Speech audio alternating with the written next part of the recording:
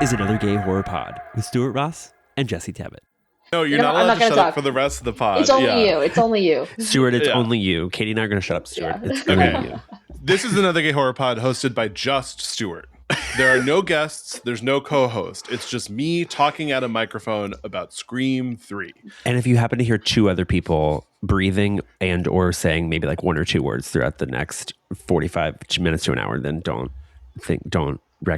worry about it. It's fine. You couldn't even let it just be my podcast for 20 seconds. Nope. You had to hop in. Exactly. I was on my own. I was doing what I would say is a stellar job as the solo host of America's exclusive solo-hosted gay horror podcast. America's exclusive. The country, we're so back. Yeah, it's not Another Gay Horror Pod anymore. It's the only solo gay horror pod. We need it, babe. Thank you. Thank you for your service. I couldn't do it without my co-host, Jesse Tabbitt. I honestly wouldn't want to because I find talking a little exhausting. So sometimes it's nice to listen to someone else talk. That's so sweet, Stuart. And today, it's not even just us. We're joined again by Katie Hettenbach from the Katie Afraidy podcast on Fangoria. Hello. So glad to be back. Yeah, it's been so long since we last recorded. It's been minutes. It's been literal minutes, but it feels like it's been like years. Yes. You guys, I feel like Jodie Foster in Contact right now when she goes through the wormhole and they're like, she experiences death and life, and then they're like, you were gone for 2 seconds. It's been That's what I feel like right now. years. Time is a construct, is what I'm trying to say. I just have been in back rooms, so I've been in the back rooms. We're not talking about back rooms today because it hasn't. Well, when this comes out, the movie would have come out, but we haven't. Never mind. Time. When does it come out? It comes out this week, right? Comes out as what? Gay?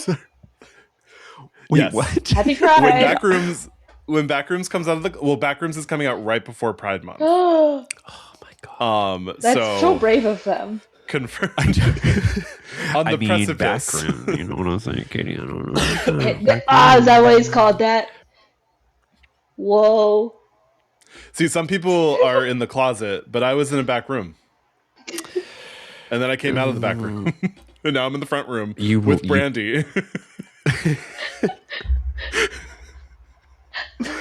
Wow. Incredible double feature. Backrooms and the front room. And the front room with Brandy. And Panic Room. And Panic Room. Panic Room. And Room. And then the room. And then the room. There's got to be more. There's too much room. There's so much That is maybe the worst month of movies ever. Room month? Yeah, just rooms. Room February? No. Room June? June Room, which is a play on the LA phenomenon of weather, which is called June Gloom. That actually is pretty good, sir. I think that's a universal month that everyone would understand. We wouldn't have to explain it every week.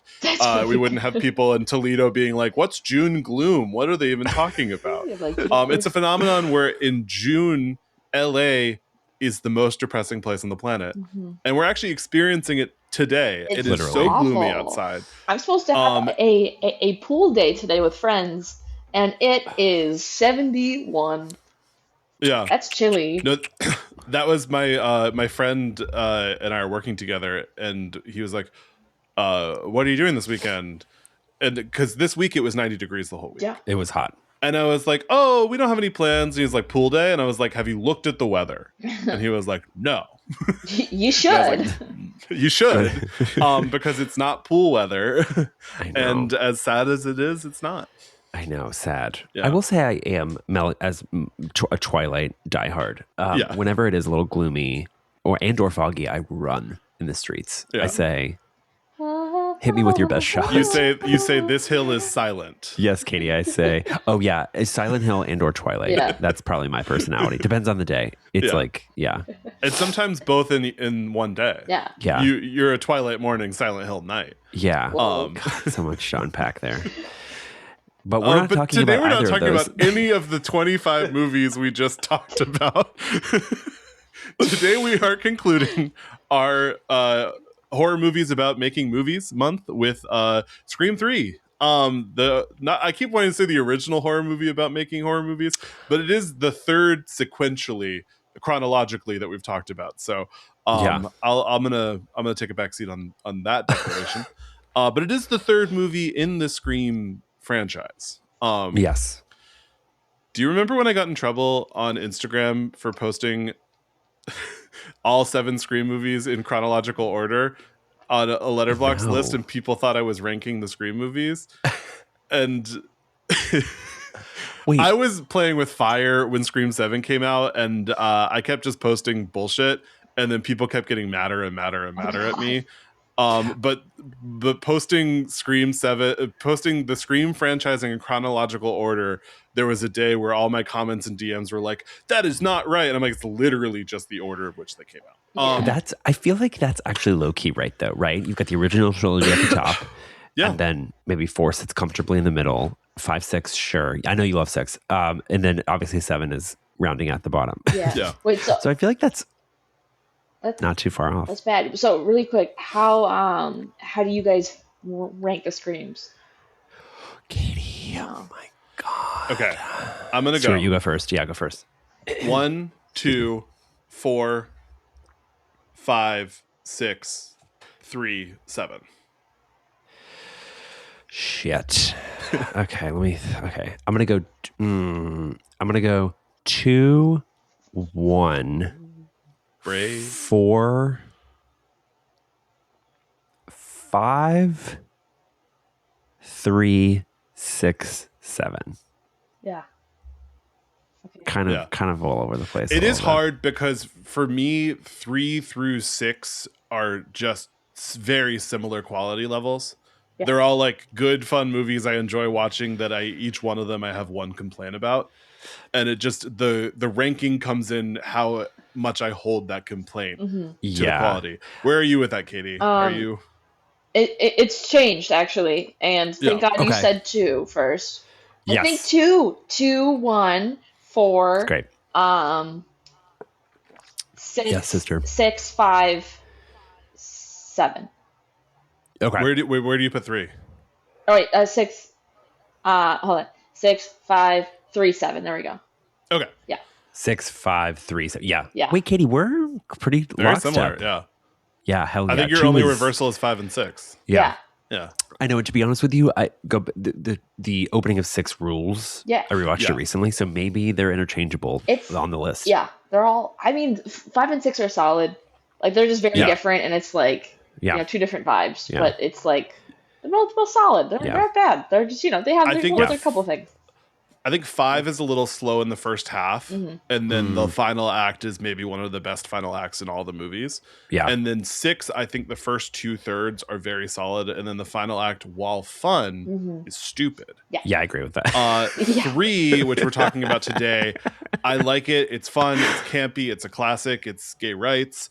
I don't think it has a lot to say about the horror movie genre. And because it came out after Columbine, it is very it's the least bloody of any of the Scream movies, and a lot of the violence is off screen, not super exciting, kind of a little boring. I was gonna say it's also, to that point, it's like the most slapdash in the series. It's like you've got Jenny McCarthy, you've got Parker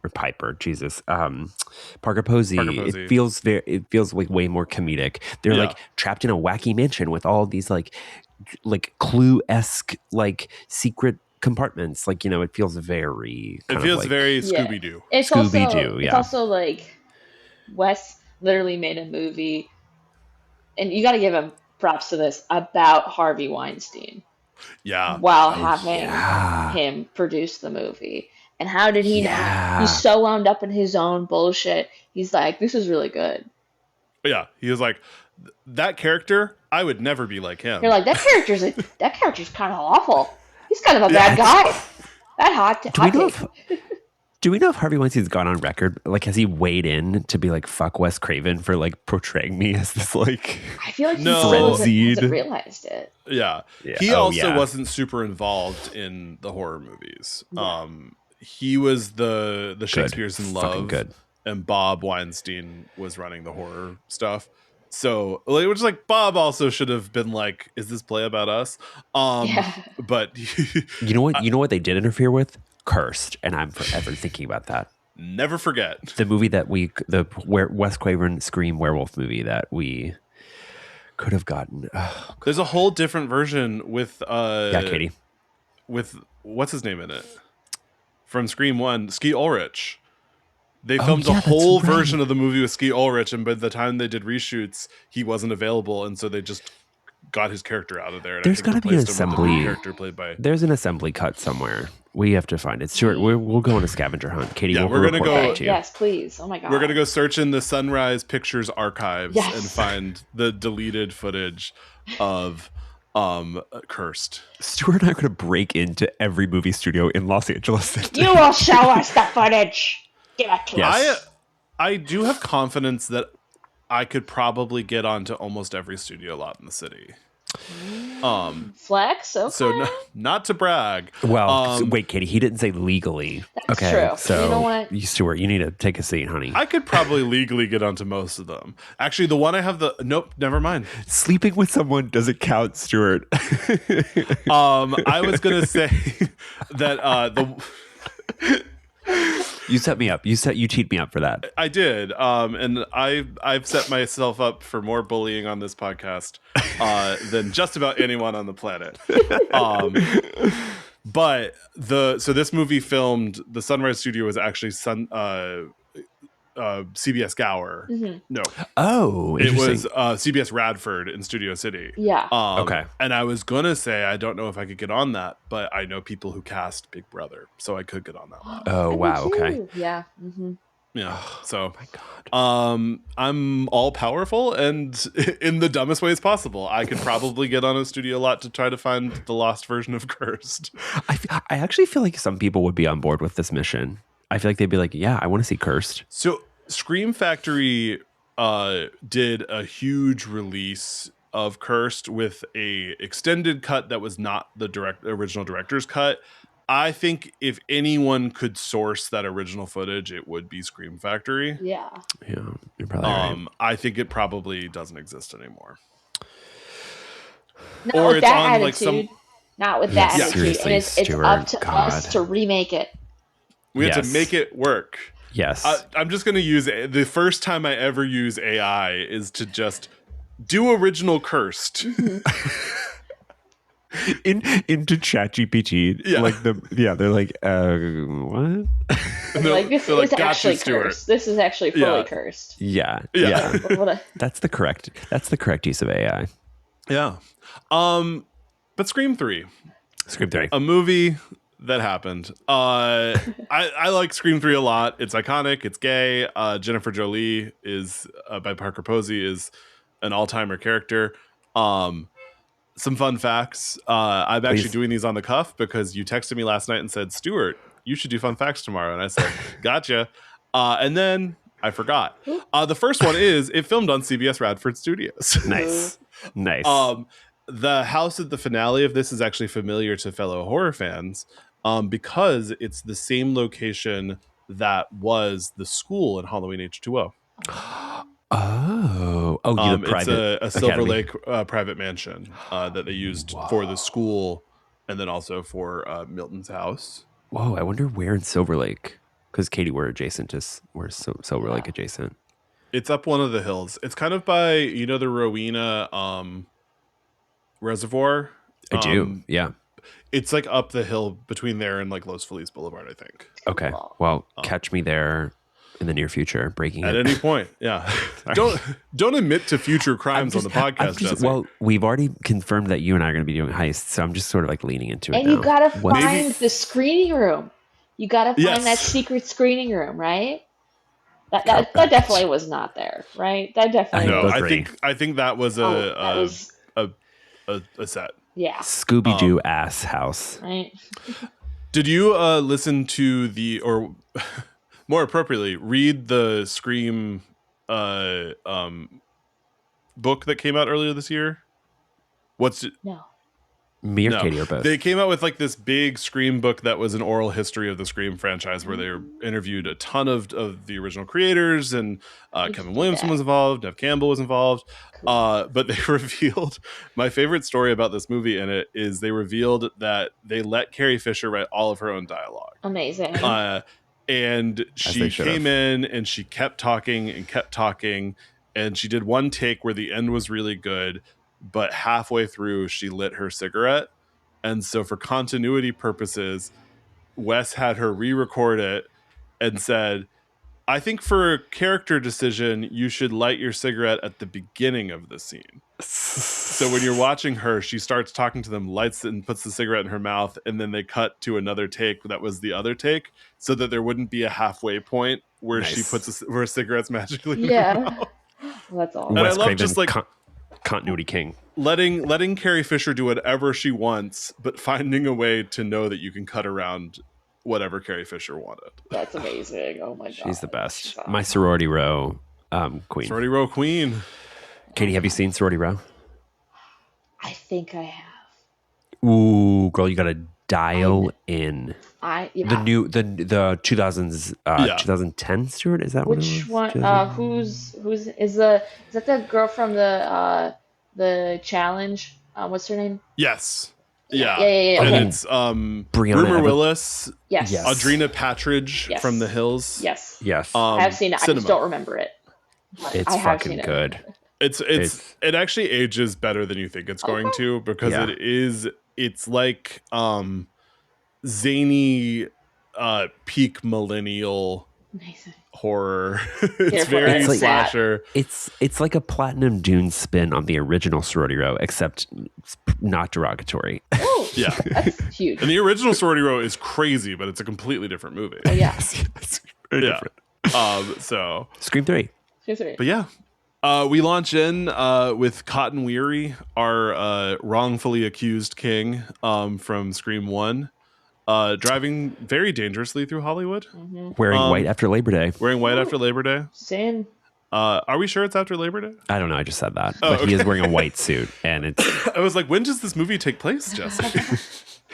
He is fucking driving that huge ass Chevrolet, just like drifting left and right down Sunset. And I'm like, how did they film this? This is crazy. He gets what's the first of many voice fake out calls in this. It's a call that seems like it's from a fan who's flirting with it, but it ends up being a Ghostface killer in his apartment with Kelly Rutherford, who plays his girlfriend. Kelly Rutherford from Gossip Girl. I was just about to say, we're not in our like Drew Barrymore era, but Kelly Rutherford's. Why am I coming for Kelly Rutherford? No, I don't know. I have no idea. I will say, what do you have against her? Yeah, what did she do? Just not leave Kelly alone. Leave Kelly alone 2026. Yeah. I will say, I think the voice change is probably the strongest device in this movie, in terms of like newer sort of like spins on the franchise. I think it was I do think they really milk it. Yeah. But I enjoyed it. I thought it was fun. Well, and I also think, not to just keep talking about Scream 7, but the AI in Scream 7, they had already done the like mistaken identity phone calls. So the AI utilization in Scream 7, when we've already had in Scream 3, Ghostface can sound like any of the characters. Mm-hmm. It's a parallel. It's kind of reheating some redundant Scream nachos there. And they are stale. Yes. Old cheese. Exactly. So we do Cotton Weary gets home. Ghostface is there with his girlfriend. They both are tragically murdered. Which also, before we there was actually an alternate take that was supposed to be used, and I think it was more badass, and they should have done it. Cotton was supposed to crawl through the skylight, and then Ghostface was supposed to stab him in the back and drag him down. But they cut it. You know what, Katie? You know what? Watching it this time, there is a shot of his girlfriend, kind of, and she's looking straight ahead, and the shot is like you could see the skylight, and it almost like teases that they're going to use it in some way, and they don't. Yep. So that makes sense. Mm-hmm. That makes total sense. Yeah, I think they shot this like 3 different times. This movie was very chaotic behind the scenes. They didn't have a finished script. Kevin Williamson was originally brought in to write it, and was replaced after he wrote a treatment by Aaron Kruger. And they just didn't have a finished script the whole time they were filming. That's crazy. Well, and we've talked about this before. The movie was sort of retooled completely because of Courtney Cox's schedule, right? Is that right? It was, and then it was also originally going to have the return of Matthew Lillard and a cult, like a cult following him. Yes. And because of Columbine, they didn't want the violence to take place primarily in a high school. But that story, I think, later became the basis for The Following, starring Kevin Bacon, produced by Kevin Williamson. Katie, I don't know if you've seen it, but it's fucking good as shit. Is it good? Yeah, as shit. It's like pulpy good. Okay, it's good as shit. It's like pulpy, like kind of like. I think I only watched the first season of that, so I gotta. You know what? Dial Same. back in. And Katie just watched the first season. Okay. So just watch. Just watch like 4 episodes. Cool. Okay. Just watch the first season. You'll get the gist. Cool. We find Sydney. She's now living in isolation in NorCal, with her dog. working with her dog. With her I dog. like her house here. Yeah. I would like to be in that house. Yeah. The Sydney's role in this movie is greatly reduced because Neve Campbell only wanted to film for 20 days. So because she just didn't. It's probably money. Good for honestly. her. Good for her. But so there's a reason that she is on her own for the first third to half of this movie. Yeah. She's not really involved until, I mean, obviously there's, they establish that she's off the grid or whatever, but like she's not really involved in the killings until way later. Yeah. So, which is weird because you come to these movies to see the characters you like interacting. You come to the movies. Heartbreak feels good in a place like this. Feels good in a place like this. Sydney's surviving feels good in a place like this. Sydney's dad is back in this one. Sure. Sydney's dad present. Sure. He's back. He's certainly back. For a scene and then gone again. Yeah. A quick hi bye. He literally says hi bye. Is he still? Is he still alive? That's a great question, and I was wondering the same thing when I was watching it. The actor or the character? The actor. Let's check. He should be in Scream 8.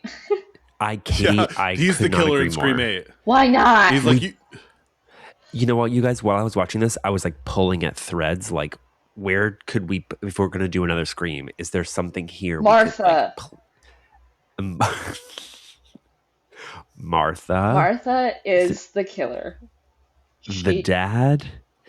I think maybe, Patrick, oh my God, what is his name? The cop. Warbucks? No, that's not that, no. McDreamy. Oh, Patrick Dempsey. Yeah, there we go. Yes, I think Patrick Dempsey could make a return. Emily Mortimer. Well, she dies actually, Emily Mortimer.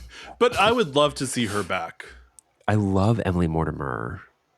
Doll and HBO. Lawrence Hecht, the actor who plays Neil Prescott, is still alive. So okay. In the behind the scenes, that was me Googling that. Grandpa Prescott. He's the killer. Papa Prescott. Papa. PPP. He's like, I'm mad that you didn't invite me to any of the stops on your book tour. Papa. I haven't seen me since Scream 3. Please, Papa. You forgot about me. You put me in a home and forgot Sydney, about why me. was I haven't been invited to a single episode of your podcast. I wasn't invited to your wedding or your children's births. I haven't been to a birthday party in years since your horrible mother died. Was murdered. Yeah, he like us don't know for sure how many children Sydney have. Yes, 3. She had yes, correct. Sure. Okay.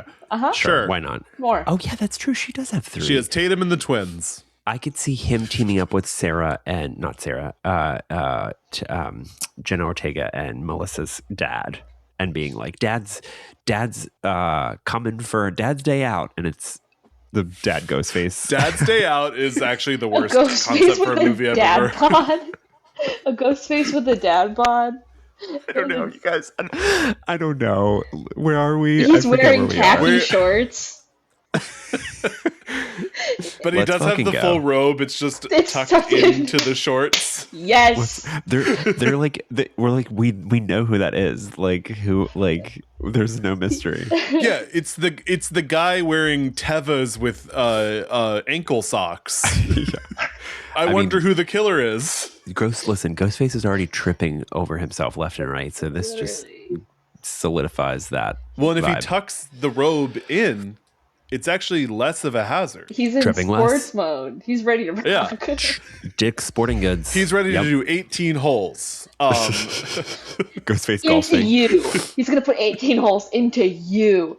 And the golf. Katie, that is good. That is okay, good. So I think this is our official collaboration pitch for Scream 8, which is Scream 8 Dads.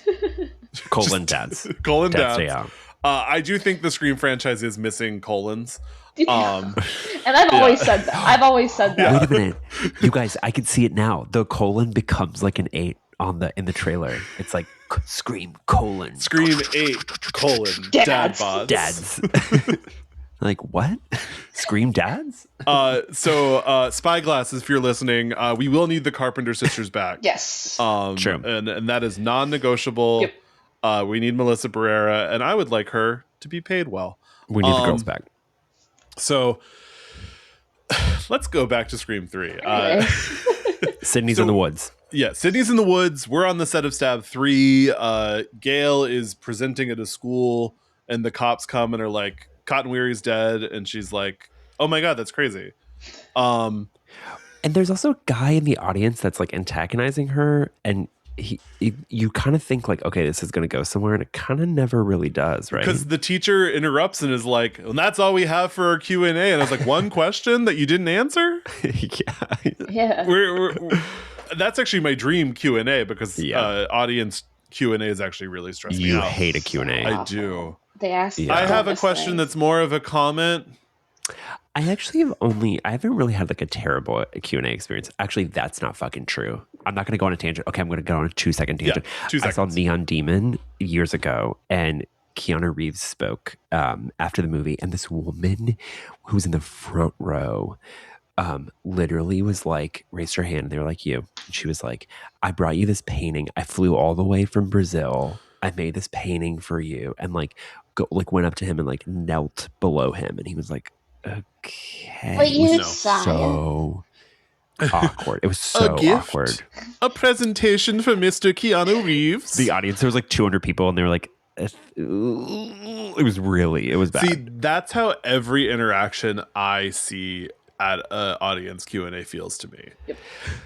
Every single one, even the thoughtful questions, I feel like at any point they could become weird. I know. I think you're waiting pins and needles. You're like, what's going to happen? I love a moderated Q&A. Bring someone in. Have them ask questions. Put a little thing in the back before the movie starts.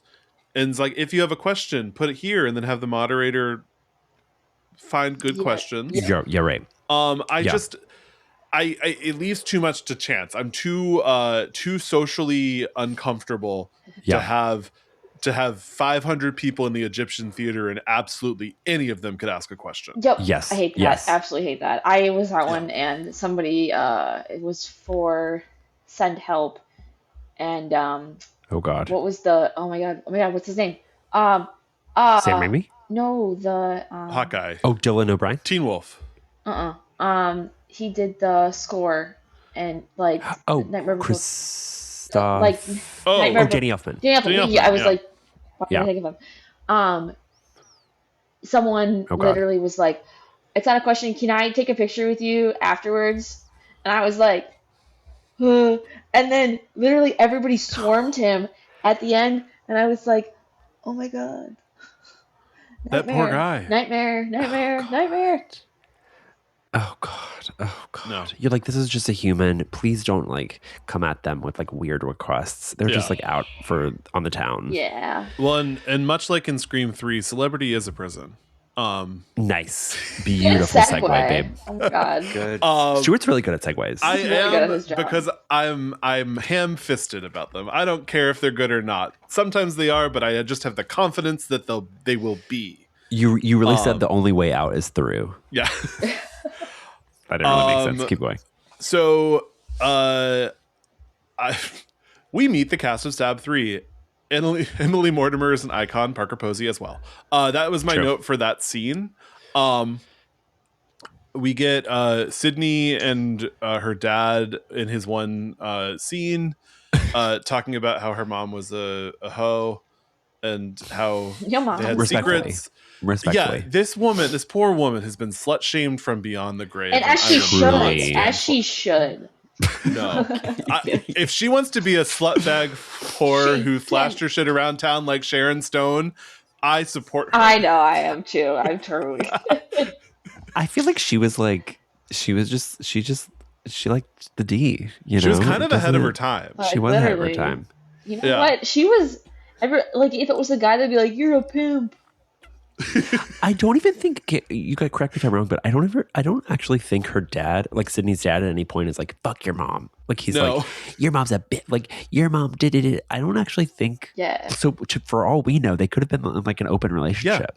Yeah. It was within the confines of their relationship. Yeah. Katie, you're such. Oh my God, you're so smart. You're.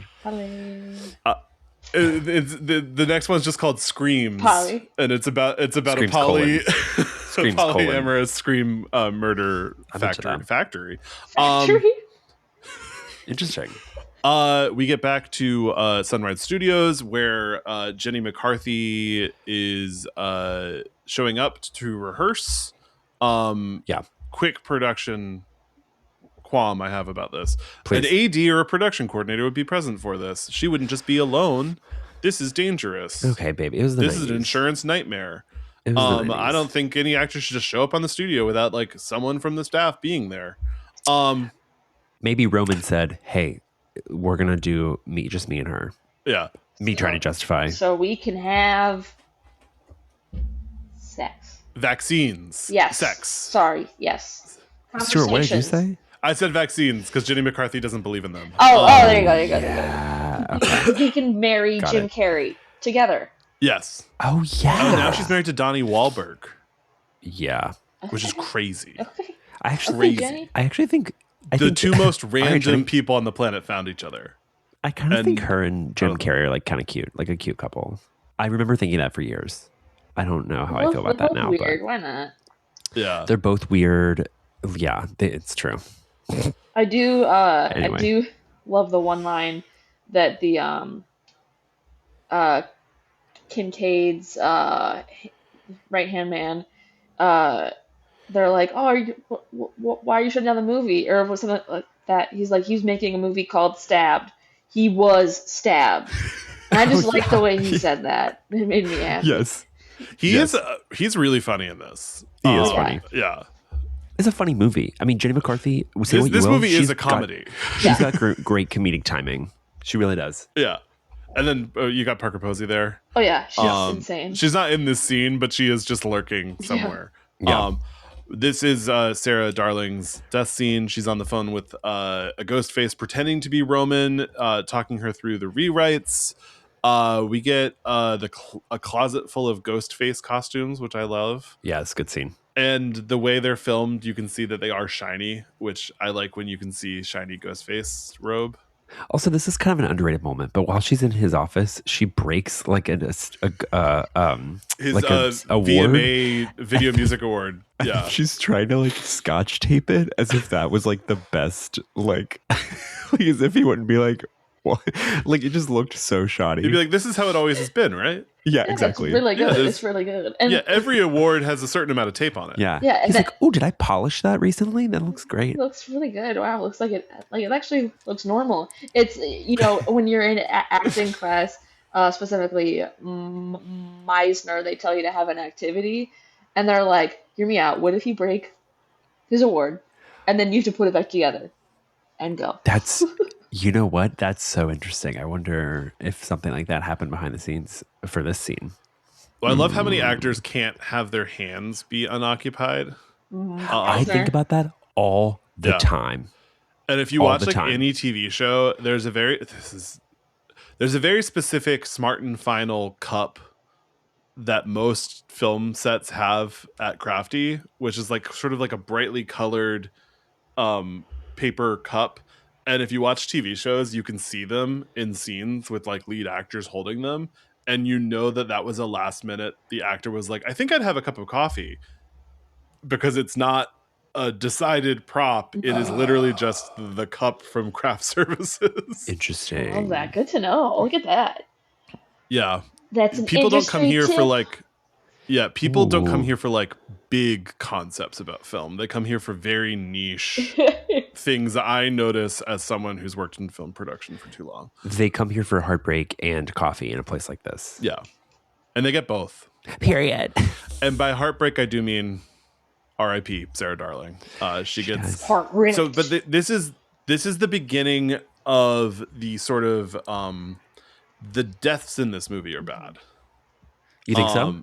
Yeah, they're just like either really out there or there's not enough. Mm-hmm. And Ghostface punches a lot in this movie.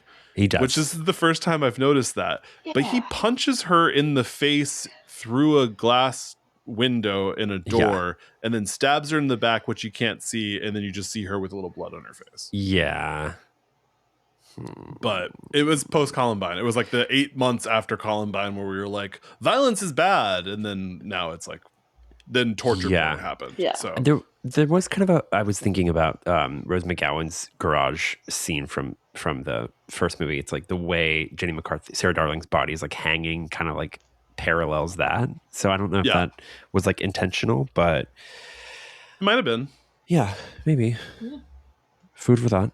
I wrote Gail Dewey and her bangs catch up. Guys, these bangs. The bangs. We haven't talked. We've been podcasting for 36 minutes and we haven't talked about Gail's bangs. Do we want to dig into that? Katie, what are your thoughts on the bangs? What the fuck? You know what? Not everybody should have bangs. No. I agree with that. And maybe they should just be a little longer. And or have, I don't know. Just they're so uneven. They're so uneven. Like they're so uneven. I don't remember them being that bad. I was like, oh, I think they're just at least no, they're like jagged. Yeah. Not was good. there a reason outside of like gonna try out these bangs for these bangs? Oh. Please, I know. Stuart. So David Arquette had a thing for Betty Page. And really? Courtney Cox got her bangs cut to look like Betty Page. And it just was not the right choice. Oh no. But she was too far gone, she said. Yeah, well there's you can't undo a bang. You have to let it grow out. Well, you could wear a hat. Yeah. She could have gotten clip-ons. Yeah. Maybe. I don't know. Actually. A slightly longer clip-on bang. They're just like really terrible clip-ons. Wait, you guys, we skipped over this. There's a Jay and Silent Bob cameo. Yeah. Oh, yeah.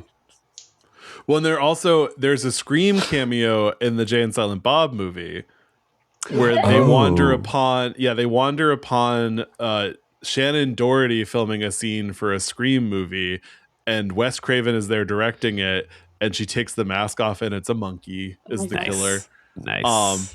So we're getting this is all. I mean, we're in the Miramax Dimension Films universe. They're both released by the same production. Makes sense. Yeah. Okay, cool. What a some corporate synergy there. What a fun little Easter egg. But yeah, that takes place shortly before Sarah Darling's death. But yeah, Sarah Darling killed. R.I.P. She did.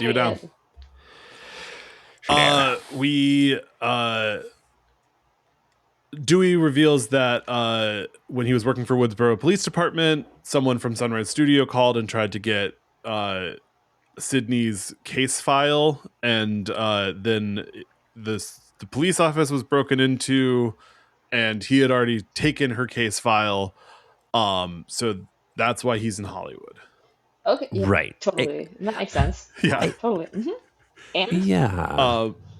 Just like go to Hollywood. Yeah. He doesn't need a reason. And that's how it works. Yeah. You know what? I kind of weirdly didn't question it. I was like, sure. Yeah, why not? Well, that's why you're in Hollywood, because it's true.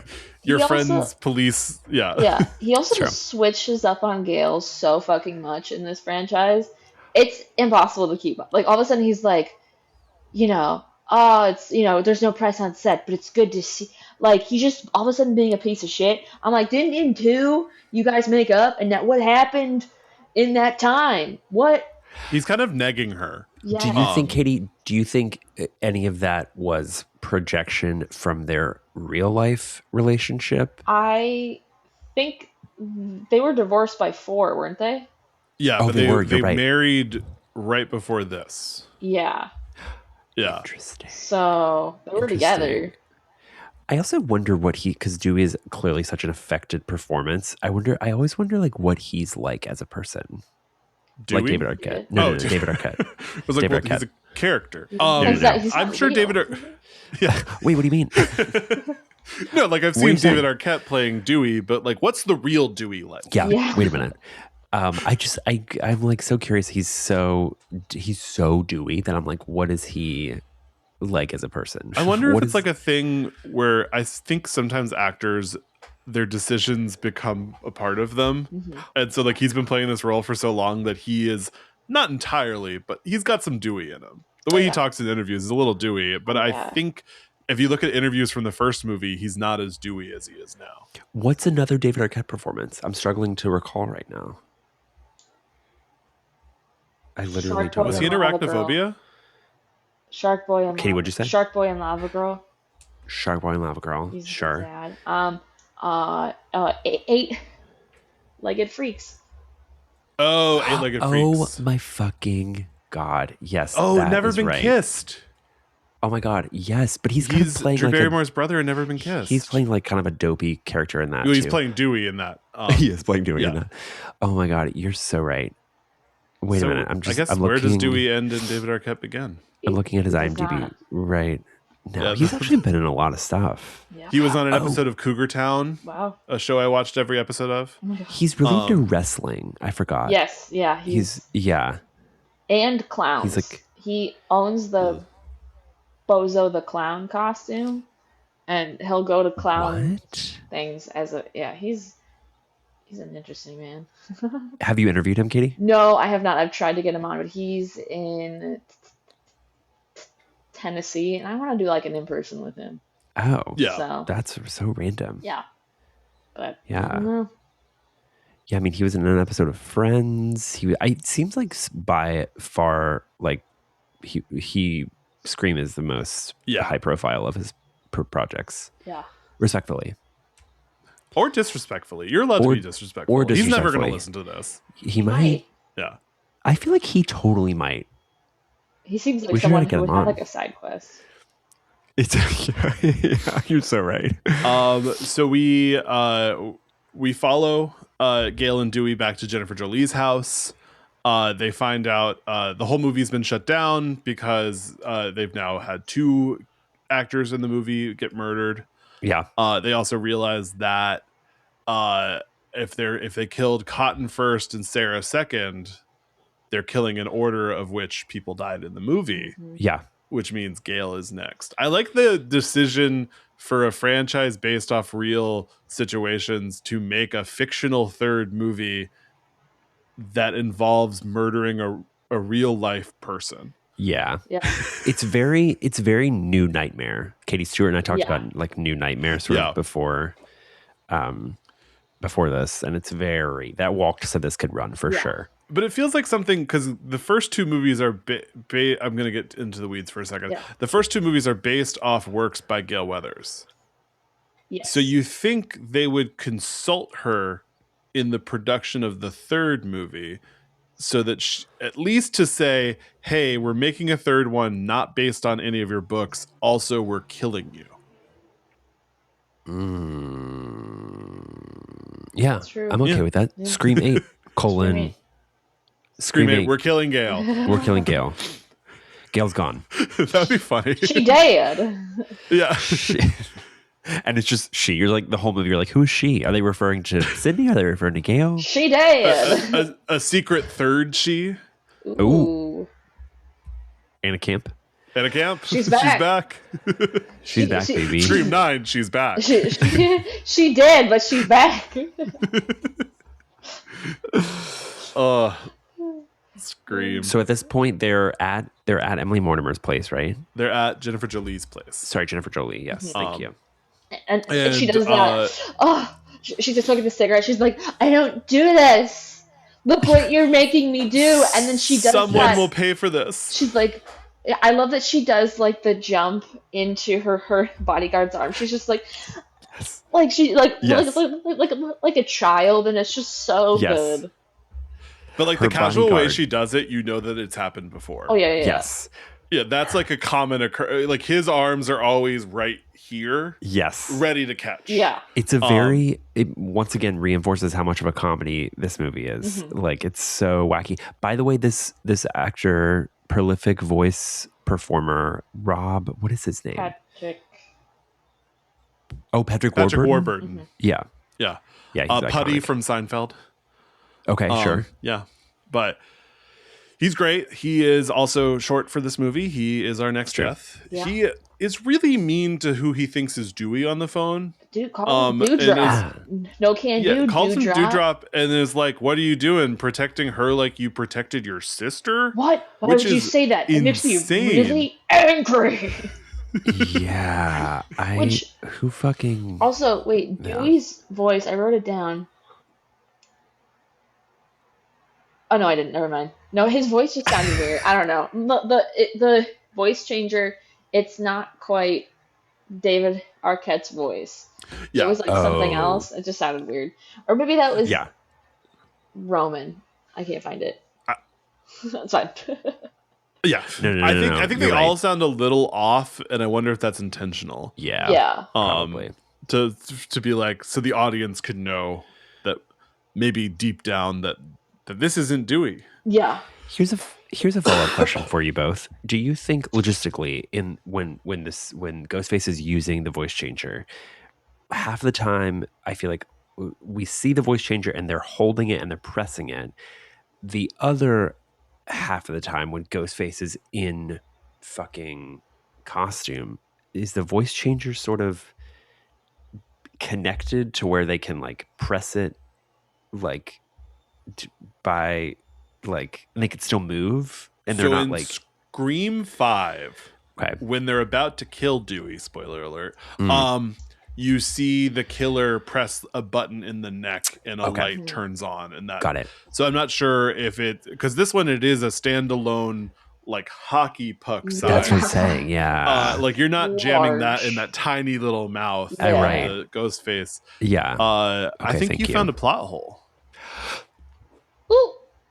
For a 30-year-old movie, for a 30-year-old movie, 25-year-old do not movie. call a movie that came out in 2030 years old. That's true. Wait, we're getting close. Babe, I was going to say, we're nearing. Katie's going to throw up. Yep. I don't like that. Time doesn't exist. No. What does exist is the lights go out. Nope, that's not a good one, but that's fine. So the lights go out. They see that the security guard has died. All the lights go out. They're getting faxes, which is a fun new technology for the Scream franchise. Yes. Yeah. I like that, to just think of like more horror movies with fax machines. A whiteboard where they were like, what technologies have we not used yet? Because in Scream 2 they use an instant message, which I think is really funny, and then in Scream 3 they're like, well, we haven't used a fax machine yet. Ghostface would love a fax. I mean, also faxes are suspenseful, right? Because you're like waiting for the fax to come through. You're like, come on. Oh, he said boo. I want a ye old Scream that uses the telegram. Yes. Ooh. Yeah, a singing telegram. Morse code. Yeah. Scream 8, Colonial Virginia. Ooh, Scream 8, Colonial Virginia. I want a prequel. Yeah. Yeah. I want the Ghostface mask to be wooden. Carved wood. Like clocks. That could totally work. But they are getting new script pages on the fax machine that say who's going to survive. We'll find out. I'm not going to say great screenwriting, because it keeps just listing characters in scene descriptions. But it does.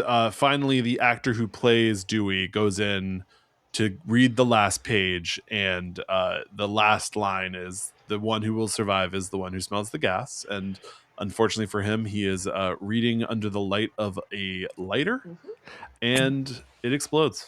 This felt so random. I feel like I wish we would have gotten a shot of like leaking gas, maybe like 3 minutes before or something. Yeah. Like I feel like smell the gas, and then all of a sudden you guys the biggest fucking explosion of all time. Because they would have smelled that gas. They would have smelled it. The house explodes and fucking they roll down the hill. They fly. They fly down. She flewed. Scream! She flewed. She did. Yeah, Emily Mortimer goes into another neighborhood. Yeah, she was gone. She was absolutely gone. Absolutely gone. It's like her character from 30 Rock. She has brittle bones. Yeah. She truly goes into another neighborhood. That's so funny. It's also and I know that every Scream movie there's always a different ending. And obviously they didn't know who the killer was, whatever. But I believe that she was supposed to be the second killer, but they also said that she still was, but Roman killed her off before she could, release it. So wait, Roman killed her off. I kind of like Roman killed her off before she was the accomplice, but he killed her off before she revealed that she was the accomplice. Yeah. I kind of like that angle. That kind of makes sense because I feel like there's times where he couldn't have done the ghost facing that he's supposed to have done. Yeah. Right. He's like, why would alone. So that she maybe wouldn't get the credit. Yeah. Taking credit for a woman. Classic. Yeah. Do you know that women only do 77% of the murders men do? That's actually not true. They do a lot less than that. Stuart misreporting. This isn't a statistics podcast, Jesse. This is a gay horror pod. Another gay misinformation podcast. Katie, hope you're okay with that. Can you actually delete all this? Yes. I can't have my name associated. Misinformation feels good in a place like this. Times 3, keep going. So we go back. Wait. Oh yeah, we go back to Sydney shows up. Mm-hmm. Sydney shows up. Finally. Sydney shows up. Who's taking care of that dog? Her dad. That's why her dad only had one scene, because he was taking care of the dog. There's a whole deleted subplot where the dog's wearing the ghost face mask and we totally skipped over when Sydney sees her dead mom through the window. Oh yeah. She sees her dead mom so many times in this movie. Ghost mommy. Yeah. Ghost mommy. Those very Nightmare on Elm Street vibes. Yeah. Yes. Was into that. Yeah. But she shows up to the police. They're like talking about her, and they're like, I can't get in contact with her, and then she shows up, which I love. Yeah, me too. For what I wrote down, her contractually required amount of filming days, she shows up.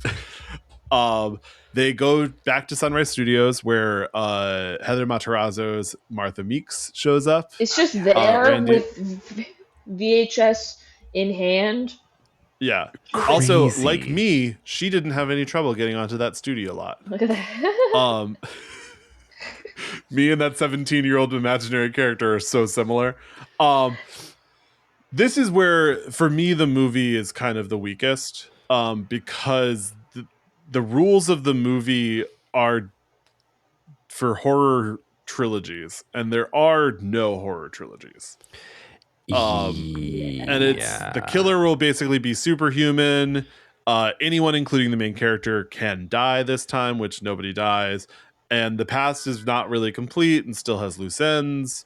So it's like they're making up rules to explain why this movie is the way it is, but if you like look at other trilogies, that's not like a lot of trilogies. The big twist comes at the end of the second movie, so like it would like the second movie would have ended with the teasing of Roman, her secret sibling. And Katie, back to your point of Heather Maserotto just being there, I think that sort of the implication was like, ooh, she could be Ghostface, like she's randomly here, like what's where did she come from? Also, how did she know that where to find them? Exactly. Look, I can't imagine life before we had cell phones. I was around then, but like barely. But like you just don't care to imagine. I don't care to imagine, and that's crazy to me. I'm like, you just showed up and no one You just found where they were? How did you do that? She was just waiting there for like 6 hours. She was waiting there for days. Life used to be really inconvenient, you guys. And I kind of miss it. Yeah, there are times when I'm like, I need to step away. I don't need people to be able to find me at all times. That's fair. I should be unreachable occasionally. All the time. Yeah. When you're not breaking into studio lots. Yes. Legally. Yeah, legally. Allegedly. Yeah. Allegedly. Legally, allegedly. Yes. But yeah, Heather Maserato's there and with a VHS. Yeah. Yes. And so she plays the rules. We get a cameo from Randy. I'm glad that they brought him back a little bit. Yeah. Sure. It is weird that in the middle of the Windsor College murders, he was like, there's going to be a third. Yes. A lot of foresight. Yeah. He was like, well, if it's going to happen again, it's going to happen. Yeah, it was very like, it felt very like stitched in, like a convenient sort of exposition dump. But these movies are sort of known for exposition dumps. Yeah, it's part of their and this DNA. One is sort of the sloppiest of the exposition. Totally, just like, we're getting a lot of information about it. Like, Maureen Prescott is a character I did not think a lot of. Even in the first movie, but right? We need to see her go. She's like a MacGuffin in the first movie. Like, I actually forgot what she looked like. That's how little I really considered her as a. She's almost like a phantom. Yes, and in this, she's literally a phantom. She's literally a phantom in this. Yeah, you're right. Yeah. Scream 4, Ghost Mom. But Gail and Jennifer go to the archives where Carrie Fisher gives them a exposition dump about Rena Reynolds, an actress who did 3 movies in the studio head's directing heyday of the 70s. We follow Sydney as she wanders the studio unaccompanied. She finds Emily Mortimer, who's the actress playing her in Stab 3. The bathroom, which, girl, she's like, I'm just standing on the toilet. What do you mean? You were just standing on the toilet, hoarding. Like, what were you fucking thinking? What are you doing? You're not suspicious? You're standing on a toilet seat. Girl. Yeah. Definitely. Was that a reference to... I think she's a killer. Oh, that was Scream 1. Yes, I definitely think that was a reference to Scream 1. Yeah. And I'm like, oh, she 1,000% is the killer, but she's so freaking dumb. Yeah. Wait, I love that. I love that read. I did not realize that was a read, that she was the killer. Yeah. Yeah, and I think they just cut it out. Yeah. Oh, totally. Damn it. Damn it. Wow. All right. So we go onto the set where we see a recreation of Stu's house and Sydney's house from the first movies. Right. There's a Creed poster on her bedroom wall, which I think in the original movie is an Indigo Girls poster. This is a very new metal very Creed heavy movie. Mm-hmm. Yeah. I didn't realize that until, this rewatch. And I think in the new metal lexicon, this has a place. Yeah. Courtesy of the soundtrack. Yes. Which is Creed heavy. Well, and as the new metal ambassador, you do get to determine which movie does and does not take place in that cinematic universe. It's true, Katie. I'm a big fan of the new metal cinematic universe. The Resident Evil soundtrack hates to see him coming. It does. It really does. Honestly, Silent Hill, the movie, maybe a little new metal there. Okay. The Crow. The one I always think of is Freddy vs. Jason. That Freddy soundtrack vs. Jason, is nuts. Very. Actually, most of that, and then Texas Chainsaw remake, Friday the 13th remake, a lot of Platinum Dunes. Yeah, love Hitcher vibes. Guys, I kind of miss Platinum Dunes, that era, a little bit. I know it's kind of problematic, but Platinum Dunes is in Michael Bay's production company. Yeah, as in A Quiet Place. As in, but not... They're not doing the same thing. I'm talking about, slick, kind of bad, Megan Fox. remakes. No. Yeah, Megan Fox derogatory, not Megan Fox complimentary. I'm not gonna... Whatever. Back to Scream 3. Okay. I think I missed a huge chunk of this movie. Did you? Yeah. I was watching it last night, and You blacked out. I just stopped. I stopped writing notes in the middle, and then I wrote a lot of notes for the end. So I have I I just wrote, Roman says, Variety called me a pariah. I don't even know what that is, which I loved. That's a very good line. I wonder if that's like a pointed insult at Harvey Weinstein. He's in Milton's office talking to him about how he's never going to be able to get a movie made because people think he's murdering. And then the Bobbsey twins, Gail Weathers and Jennifer Jolie, show up to confront him about the fact that he knew Sydney's mom. Yes. By the way, Milton, played by Lance Henriksen, iconic alien robot. Oh, good. I was trying to think. What's the? He's not a robot in real life. Not cyborg. What's that called in fucking the alien universe? He's maybe cyborg. I don't know. You know what I'm saying? He's a robot. Yeah. He's from the movie Aliens. Yeah. He was in Aliens. Iconically. And another in the franchise, I think. I think he was in... Is he RoboCop? No, that's Peter Weir.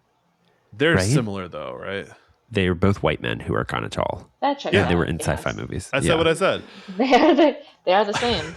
He did not stutter. It is I'm sorry, Peter Weller, not Peter Weir. Peter Weir's the director. It is so weird that this movie does exist and is produced by the Weinsteins. It is like, it's just like so Miramax, on the nose.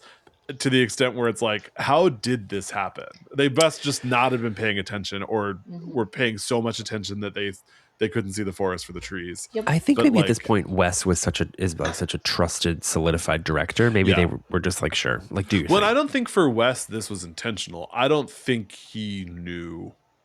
I think everyone knew that Harvey Weinstein sucked, but not everyone knew at this point to the extent of how much he sucked. Of how much? Okay.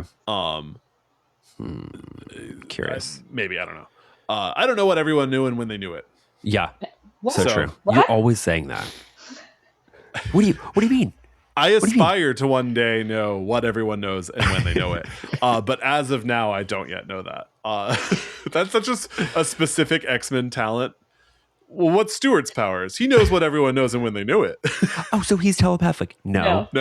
He just... It's more of like a computer printout. Every day he wakes up and he's like, this person learned that. He looks at the fax machine. It's like much more boring Professor X. I can't hear their thoughts. I just know what they know. And he does not know it. So Professor X, but his superpower is just being very organized and like reading like quickly. Yeah. Our third act is at Milton's house, which is the school from Halloween H2O, as I previously said. Yes. They're there for Roman's birthday. I do love Scream franchises. Their commitment to partying always supersedes the murder spree that's happening. Hell yeah. Drugs, sex, rock and roll. Yeah. Let's go. That's the horror genre in a nutshell, right? Yeah. People are always prioritizing fucking... But it is like, it's funny when it's a high school student and they're like, well, we're going to have a party because of like in Scream 1 where they're like, oh, it's a curfew. We're going to have a party because LOL, we're teens. These are adults. Yeah. Full-grown adults. Their brains have fully formed. And they're like, well, we have to celebrate Roman's birthday at this creepy house. So crazy. And by the way, this house, what the fuck? Very Resident Evil coded in that you can... Every other bookshelf is a door, and all you got to do is pull on one of the books. And you got to do puzzles. And you have to do puzzles. It's an escape room. Yes, it is. It so is, Katie. Oh, so I forgot to when we were talking about Milton. I wrote Milton is Weinstein. Weinstein is Milton. Like Finkel is Einhorn. Einhorn is Finkel. That's what I couldn't stop laughing at that. Wait, what is that from? Ace Ventura. Oh, okay. Finkel is Einhorn. Einhorn is Finkel. Not in a progressive movie, but great. Which is relevant because as we established in the top of the episode, Carrey dated Jenny McCarthy. Jim Carrey and Jenny McCarthy. Married. Everything's connected. They have a kid together. Crazy. I thought you were about to do long legs there for a second. Oh yeah, Katie. Yeah, listeners, we're on video. She's doing long legs. Yes. I love long legs. I should watch that later today. Why not? Okay. So they all go party at Milton's house for Roman's birthday. Roman, who is in this movie 29 years old, which really didn't love. I was like, you should be older. He was his generation's Curry Barker. Literally. Yeah. Scott Foley hot. I will say that. Scott Foley hot. Yeah. A+, and seems nice. Generally. He seems nice. Okay, yeah. He does seem nice. Scott Foley of Felicity fame. Oh. Yeah. Any Felicity heads in the house? Wow. I've not seen it, but it's been on my... I've been wanting to watch it. Katie pulled the trigger. I watched Scandal. Oh, yeah. Not all of it. But I got to the distance of Scandal, which most people did, which I think was about 3 seasons. Yeah. Scott Foley's... He's an established actor. Like, he's very famous, I would say. Right? Yeah. He's very famous. You're not saying a brave take right now. Yeah, I know. Yeah. Scott Foley, an actor. I'm just I know. Scott Foley, if you're listening to this, we respect you. He's also, I'm looking at his IMDb right now. Listen, he's in Will Trent, which is a really hot show on linear television right now. He was in La Dolce Vita. Okay, I feel Jesse, we do not have time to go through Scott Foley's It's more important than surgery. I have to put a pin in that. We can do a mini next week where we just talk about Scott Foley's IMDb page. I'm going off camera. I'm putting my foot down. Do it. So everyone is at party. Scott Foley is also at party. They're sort of looking around the house. Tyson is the only person who's like, we shouldn't split up, guys. What if we all stayed together and didn't wander around this weird, creepy house? And they're like, no, it's going to be fine. We're going to be fine. They're like, you're they all stupid. split up. Yeah. Gail and Dewey find the killer's phone and voice changer, which is definitely unnerving to find in a party. They also find Roman dead in the No, Gail and Jennifer find Roman dead in the basement. Yes. Or he's in a freezer. He's quote unquote in a freezer. He's good at acting. We know the end. Yeah. Okay, he is good at acting. Gail checks his pulse. He missed his opportunity by skipping over acting straight to directing. Right? Yeah. We get Angelina reveals that she slept with Milton to get the role. I didn't sleep with that pig, Milton. So good. Yeah, and then she gets stabbed. I do like where they're looking over the balcony and they see her laying dead, and then the killer drags her out of the shot. I like that. But also, R.I.P. Why is he now all of a sudden like, I have to clean up? Yeah, I know. He's like, I want to leave it nice. He actually a nice house. This is actually a really nice house. We don't want to make it dirty. Yeah. He was guys, like, this isn't my house. If everyone can look at the zone they're in and clean up the body that's nearest to them, that'd be great. If we all work together, it'll be fast. It's house party rules. I mean, it's not his house, so he's got to take care of it. Well, his Airbnb rating is really low, so he needs to get that up by cleaning up all the bodies. Wait, remind me, where is Milton? Has he died at this point? No, I forget. He's not till the end. I think he's locked up in basement. Yeah, he's in basement. Or screening room. Screening room. Yes, you're right. He's in screening room. Yes. Okay. Copy. This is actually like some would say screaming room. Screaming room. Katie. I'm gonna hang up. Katie. Yeah. Done. I'm gonna hang up. I quit. You're so good. Thank you. The killer calls Sydney and is like, "Come here," and she's like, "I don't want to." And he's like, "Well, I'm gonna kill your friends." And she's like, "Okay." Yep.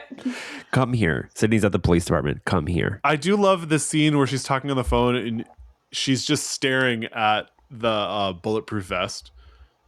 Oh yeah, it's like she's literally like, to the max. You get a POV from Sydney of just the bulletproof vest, and you're like, what's okay. so funny? I didn't clock that, but yeah, now thinking back, yeah, I was back in. I got lost in between the transition from Milton's office to Milton's house, but I was back in. I wrote like a whole page of notes from this point on. Nice, thank you for your service.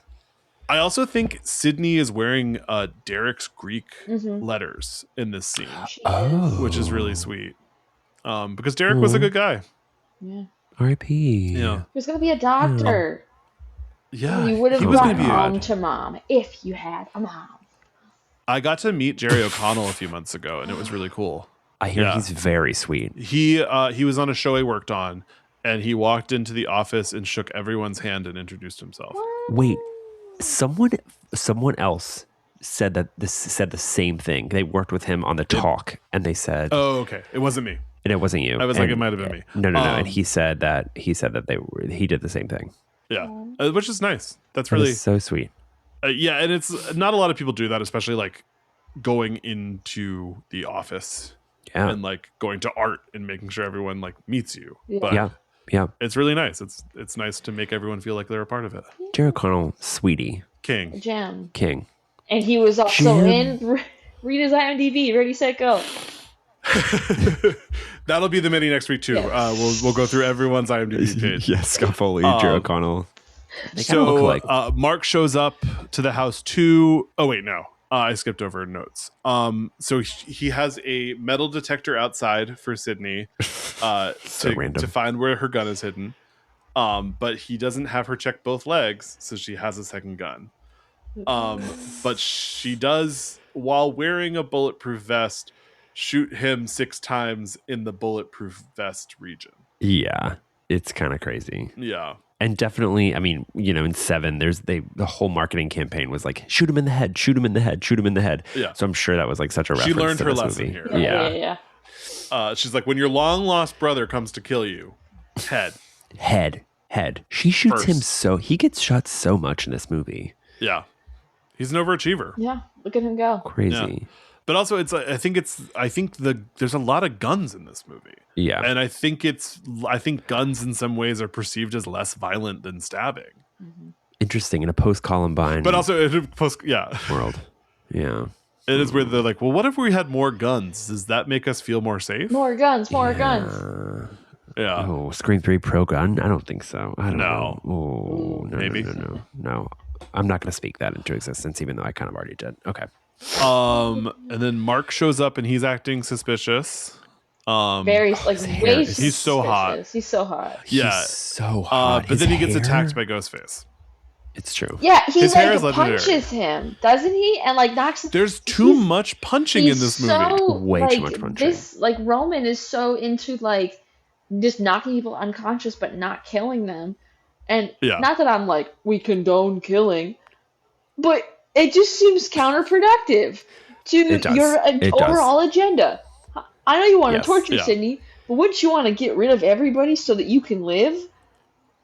And and to that point, just to paint the picture, listeners, if you haven't watched this movie in full, Dewey and Gale are tied up back to back, and it kind of, I'm like, why didn't the killer just finish them off? I don't really understand. Mind you, before this, Dewey finds Gale downstairs, and she's like, I'm trapped in the basement. Ghostface he's knocked unconscious. Well, I don't know it's you. Please just fucking come downstairs. And he does. He opens the door, has the gun, no bullets, and Ghostface just throws the knife perfectly and just bonks him in the head with it.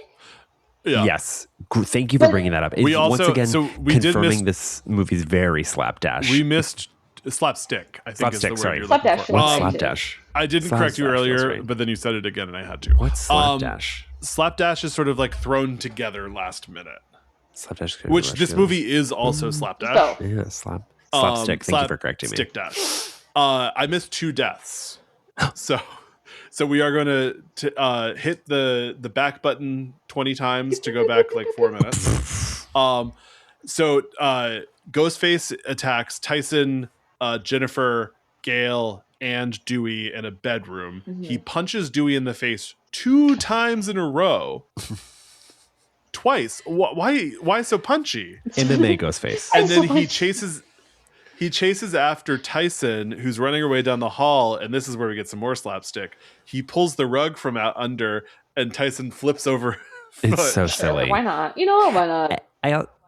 I also think, which sucks, I think this is the weakest part of the movie, just because it goes on for so long. They're just running around this house for so long, and I'm like, okay, let's wrap it up. It is Scooby Doo. It's very that. Yeah, it's very that. We're in a house. We're trying to unmask. I guess Scream at its essence is always sort of Scooby Doo mystery. Yeah, but And then Jennifer dies in a two-way mirror closet. She gets stabbed. Ghostface gets away right before Dewey shoots through all of the individual panes of window. Yeah, subsequently, one after the other. Now we're caught up. Sydney is following Ghostface. She ends up in the screening room where she sees footage of her mom. Yes. And it is revealed that Roman is not dead. He is, in fact, her long-lost brother, Ghostface. The reveal of this is funny when you realize that Sydney has never spoken to Roman. Sydney has never shared the screen with Roman. They are not in any scenes until this. That's so true. I did not even clock that. So it's the most personal for her of any of the killers since the first movie, except for it's a guy she doesn't know and a relation she didn't know exist. And it's just, I'm this random guy. I'm your long lost brother. I set up your mom to be murdered. And here I am to finish the job. Yeah, and now that I'm thinking about it, to that point, like this in the whole franchise, each killer dumps the exposition on. This feels like a huge dump of like, I'm your brother, your mom was an actress, and then she fled, after being abused by the industry and changed her name and blah blah blah. It just feels like there's a lot of information coming at you very quickly. Yeah, and it's just like it's. I hate when a movie answers questions I didn't have. Which is like, well, what was Sydney's mom like before she was murdered? I didn't care. I still don't. Scream 8. Scream 8. She has another backstory. Scream 8 : more Maureen? More Maureen? Scream 8, I still don't care. Mom but issues. Yeah, I do think because a lot of criticism is leveled at the Scream 6 killer reveal. I still think the killer reveal in Scream 6 is better than this, and definitely better than 7. I agree with that. I'll agree with that. Because it is just like... Yeah, I agree with that. Scream 6 is audacious in it did the most obvious thing, which is the most famous white man is actually the killer. And it did it so confidently that even in the theater, I was like, well, it can't be. Mm-hmm. Yeah. Also, it can't be what I think. Yeah. Also, both 3 and 7 feel, to me, more stitched together than 6. 6 does feel like a coherent, they took the time to think it out. Yeah, from start to finish. But we do lose Roman. She stabs him with an ice pick. Yes, which is very Scream 1. Yeah, Basic Instinct. Oh, it is. And then Dewey and Gale finally get to her, and they tell Dewey to stop shooting him in the chest. Everyone's shooting at the exact zone where a bulletproof vest could be is the only place anyone in these movies wants to shoot. By the way, Milton is in this room. He's been hidden by Ghostface and Roman and Slash. Yeah, because he's a bad guy. He's a bad guy. He's bad, and then Roman was like, "Sydney, you're gonna be the bad guy because you killed Milton and all these people for what they did to your mom. Ha! Look, it's all you. And you're like, okay. Well, he's also jealous, right? That Sydney got to live out his life, quote unquote. Sydney got a mom and got the domestic sort of suburban life that he never got. Yeah. So, but that's pretty much the gist. He's just jealous of Sydney. Yeah. That's the whole thing. Is he's jealous that she got a lot of people. A lot of future killers are just sort of jealous of Sydney. Yeah. Yeah. Jill is jealous Roberts. Of Sydney. Yep. Anna Camp's character is sort of jealous that Sydney's attention is not on her fans anymore. It's just it's all sort of it's all about Sydney and a weird. It's she's not that interesting. Yeah. Yeah. People not to be controversial. No, do it. Yeah. But it's human nature to compare and contrast, you know? So, Oh, look at me. Yeah, we end on we go back up to Sydney's house in NorCal. Her dog's back. Her dog is back. Her dad is not. Her dad is not. Dr. McDreamy is there. I guess they filmed it both ways. They filmed the whole scene with him being there and the whole scene with him not being there. Okay. And they decided to give her a happy ending. And Dewey and Gail get engaged, and Sydney doesn't turn her security system on. Nope. So, girl, and we know that doesn't. And that was the last Scream movie they ever made. They said, "We're making a trilogy, and we're never doing it again." And you got to be proud of their stick-to-itiveness. Yeah, and listen, if they're gonna do a Scream 8, McDreamy's got to come back. It's time. He's having that actor's having a horror resurgence anyway with Thanksgiving and Scream 8. Mark versus Mark. Mark versus Mark. I'm the real Mark. Exactly. That should be me holding your hand. And you it's a musical. Scream the musical. Katie. Scream the musical. Scream 8 the musical. The authorized, unauthorized musical. She did with a dad bod. She did with a dad bod. Mommy issues. You know what? She did, and the she is like a music God. Symbol. Yes, a music symbol. I just did a dollar sign, so I'm not. Thank you. That's what I was going for. Yeah. And that was Scream 3. You guys, we did it. We talked about it. We did. We did do it. Huge for us. Huge for us. Katie, thanks so much for joining us again. Course. I hope you had fun. If you didn't, don't let me know. Radio silence from Katie. Yeah. No, I had so much fun. This was great. This has been awesome. No, literally, this is great. Thank you guys so much for having me. This is the blast. Of course. Remind everyone where they can find you. You can find me on all social media platforms: YouTube, TikTok, Instagram at Katie Afraidy. Katie Afraid, and then with a Y. Yeah, find me there. Amazing. Find her there. Do it. Find her there. We'll be back next week with the beginning of our double feature summer. Movies to be announced at some point. Only room-themed movies. Only room-themed movies. That's right. But next week we will be talking about Planet Terror. From the Grindhouse double feature. Which Brie Larson will not be joining us for. Which Brie Larson will not be present for. I have asked her and she said, I don't know why you want to talk with me about Planet Terror. And I said, why wouldn't I? She said, I only talk about Room. And we said, okay, we'll figure it out. And we said, we're going to make it work. We'll make it work. If we're nothing if not room. Flexible. We said, we'll make room. We'll make room. And on that note, bye. Bye. Bye.